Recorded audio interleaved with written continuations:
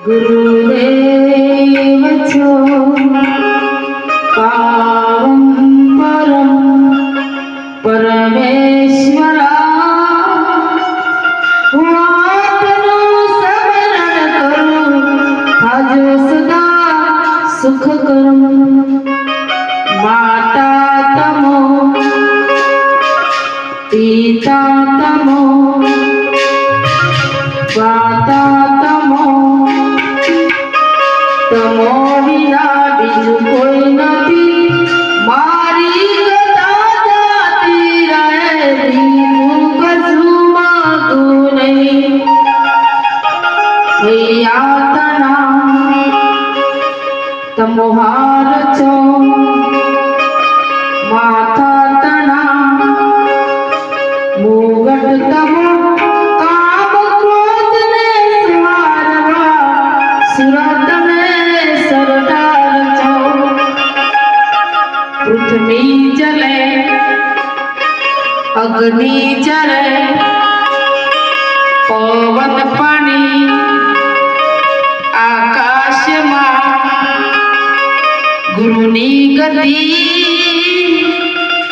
अखंड अमर से आत्मा सदगुरु છે પારસમણી એવા ગમને ઓળખવા ગુરુ વિના બીજું કોઈ નથી ગુરુ બ્રહ્મા ગુરુ વિષ્ણુ ગુરુ દેવો મહેશ્વર ગુરુ સાક્ષાત પરિબ્રહ્મ તસ્મૈ શ્રી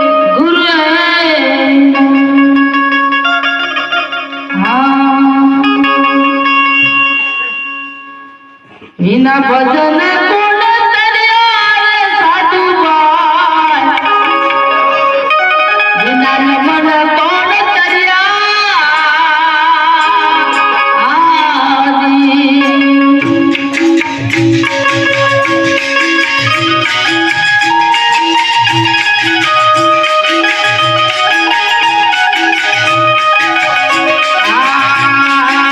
વિના ભજન કોણ કર્યા રે સાધુભાઈ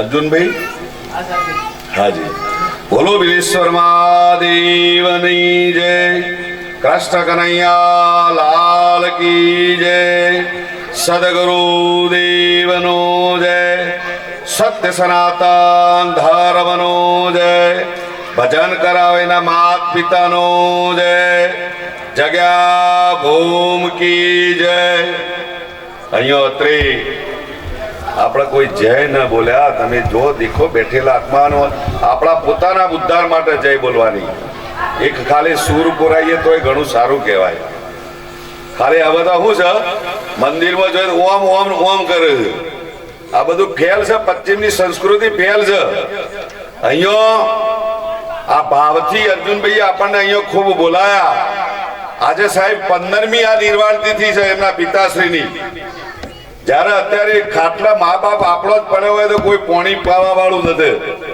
જ્યારે 15 વર્ષનો વાણો વાઈ ગયો અને પોતે અહીંયા આ મા બાપના જે મરી ગયા ને 15 વર્ષ થયો છતો આવો આજે ભજન ભાવ રાખે છે એટલે આ કુટુંબને કિશોરભાઈને ગોવિંદભાઈને અર્જુનભાઈને એમને ખૂબ લાખ લાખ કોટી કોટી વંદન અહીંયા મોકળી નિવાસી અમારા સદગુરુદેવ રમીલાબેન સાથી એમના ટીમ રામજીભાઈ રમેશભાઈ રવિભાઈ આપણા સુદાસણાથી પધારેલા મહેમાનો જવનભાઈ જે સમરૂબાના દીકરા બીજા જે મહેમાન એટલે એ સૌને અર્જુનભાઈ વતી ગામના વડીલો માતાઓ બહેનો અમારા અમૃતભાઈ તમામને અહીંયા અર્જુનભાઈ વતી આપણે ખૂબ ખૂબ આવકારીએ છીએ દિલથી બેનબાની તો છત્ર છાયા છે સાહેબ જીવનની અંદર સદગુરુ ન કરાયા તો હજુ કરાવી દેવા સારા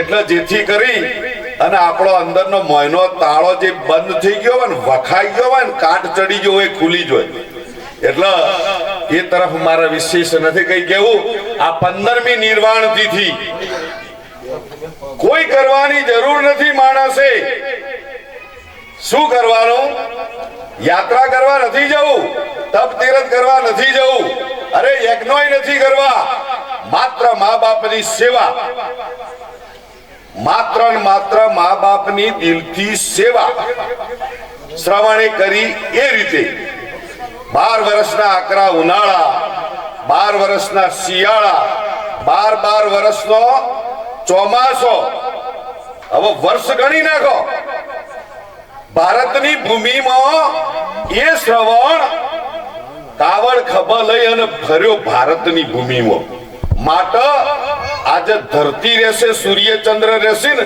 એ ત્યાં સુધી શ્રવણ અમર છે એનો મા બાપ અને શ્રવણ સાહેબ અમર છે વિશેષ મારે કઈ કહેવું નથી આપણે બધા સમજુ છીએ એટલે પુનઃ આ પ્રસંગે અહીંયા બેનબા રમીલાબેન આપણે બહુ ભાવથી સત્કારીએ છીએ એમની ટીમને અને પધારેલા તમામ મહેમાનોને આ બહુ દિલથી આવકારીએ છીએ. અર્જુનભાઈને અને આ કુટુંબને કોટી કોટી અમારા વંદન.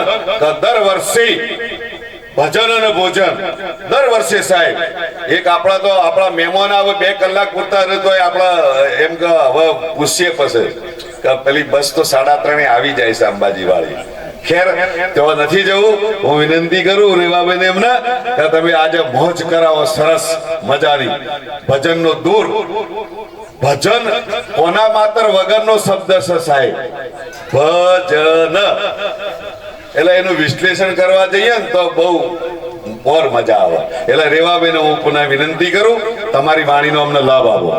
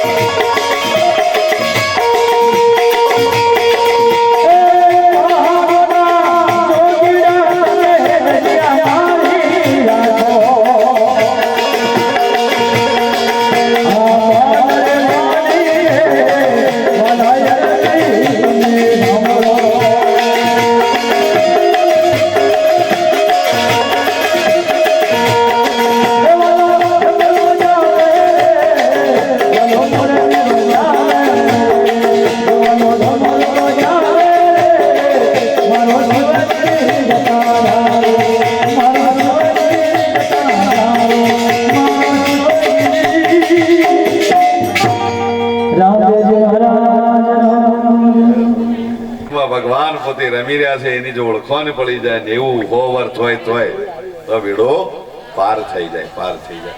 એ હીરાની વાત કરી. હવે બંજીબેન આપણે વિનંતી કરીએ કે તમારી વાણીનો અમને લાભ આપો.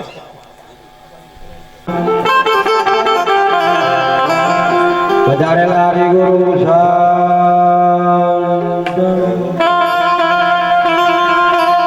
રામદેવ મહારાજ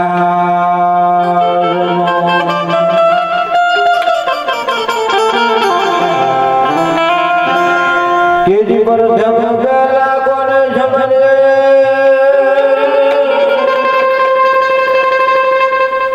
અને વળી કોના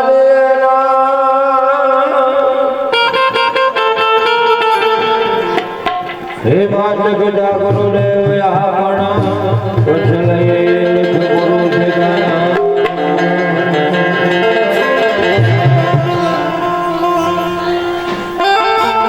કે છરીઓ માં સરસ્વતી અને ગુણપાત દેજો દાદા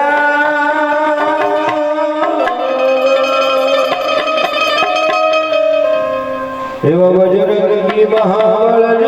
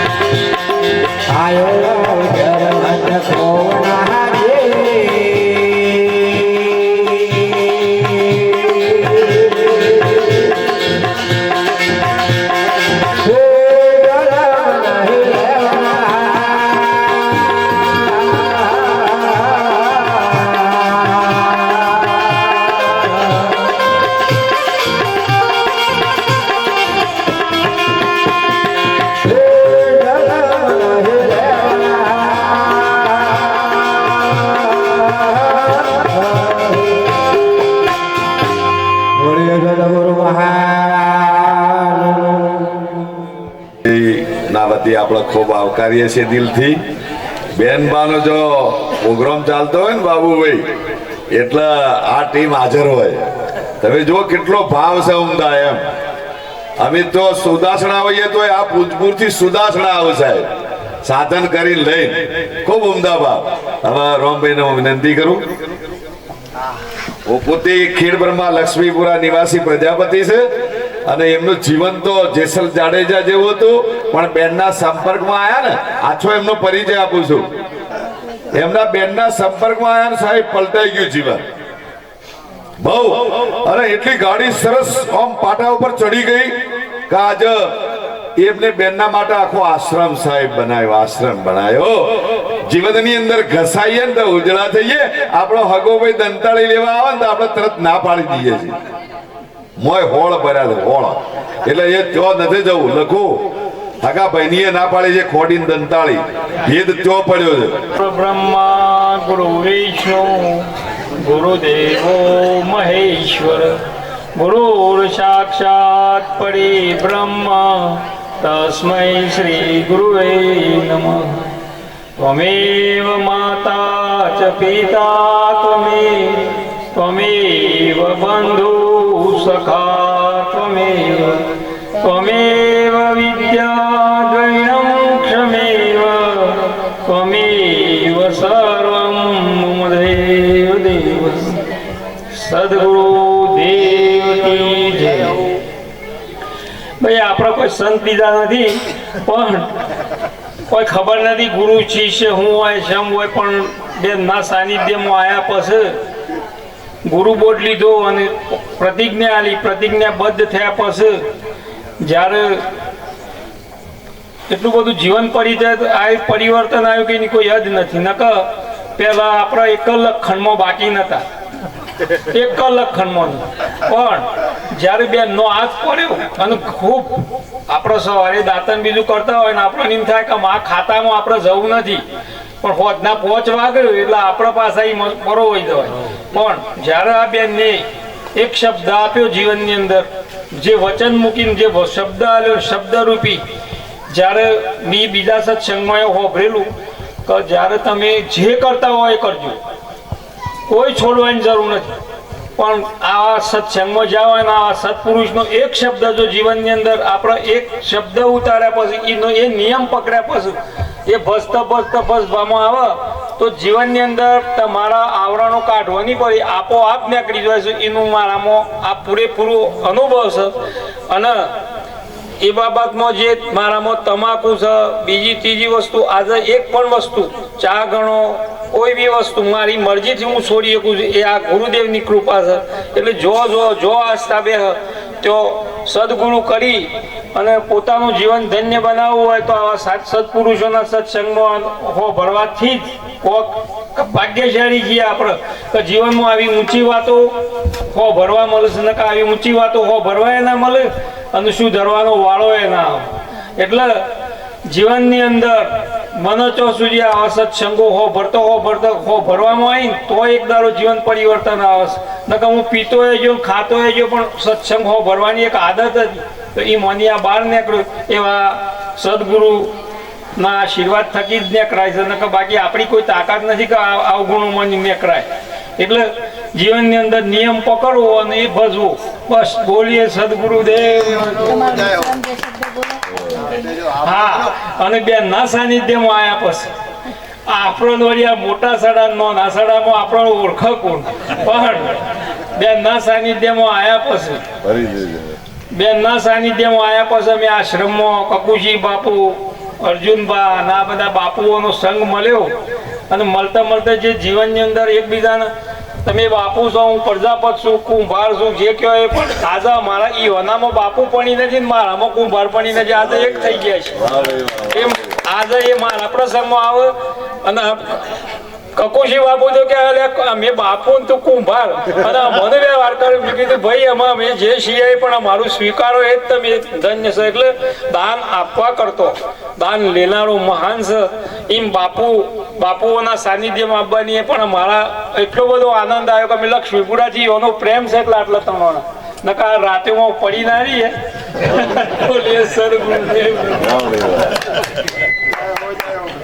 બહુ રામભાઈએ નિખાલસ ભાવથી ઊંચી વાત કરી દીધી.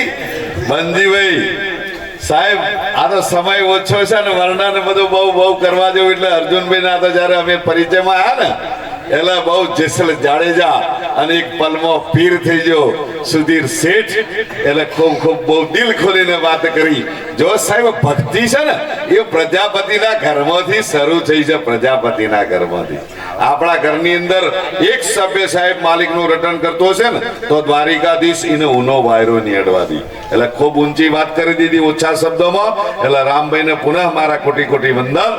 એવા જ આ રમેશભાઈ છે, એ પોતે ઠાકોર છે પણ સાહેબ એટલું બધું તત્વજ્ઞાન છે એમની જોડે. તમને કહું બે શબ્દો રમેશભાઈ જરા. હા, રવિભાઈ ની વાત કરું તો એ રવિભાઈ એના ફાધર રિટાયર્ડ રેન્જર છે અને ફરીથી ગવર્મેન્ટ ને ગીરનું વન છે એની અંદર ફરીથી નિમણૂક આપી કેન્દ્ર સરકારના. પણ એનામાં બહુ સંપન્ન નાની વયે બેનને ગુરુ કરાયા. અમે લેટ પડ્યા. હું તમને પોતાના મારી વાત કરું. આટલું બધું જ્ઞાન બેન કે તમે આટલું બધું જ્ઞાન ધરાવો છો, પુસ્તકો તમારી પાસે છે, પણ જ્યારે સદગુરુએ અમને અમારા આત્માની પ્રત્યક્ષ દર્શન અમને કરાયો. અમારા આત્માનો આ ગુરુજીએ આ કૈલાસ પર્વત છે અને અહીંયા આજ્ઞા ચક્રમાં એમને બે ઓખો અમારી બંધ કરી અને સાહેબ આત્માનો અમને દર્શન કરાવી દીધો. એટલે જીવનની અંદર આગળ વધવું હોય ને, 184 માં ના ભટકવું હોય અને જીવનની અંદર આગળ વધવું હોય તો સદગુરુ સિવાય એ મંજિર સર થઈ શકે નહીં. એટલે કોટી વંદન. હમણાં ભાઈએ ભજન ગાયું બના ભાઈએ તો એ કમાલી કોણ હતી? કમાલ કોણ હતો? સાહેબ કબીરને એ મરેલો જીવતો કર્યો છે. મરેલો ને જીવતું કરે એને સંત કહેવાય. અને સાચો સંત હોય ને એના નસોની અંદર દૂધની ધારા હોય. દૂધની ધારા એનું પોખડું જરા હમણાં તમે વાપરો ને તો રૂવાટો ઉભો થઈ જાય આપણો ફટ દઈ. એ સત્સંગ છે.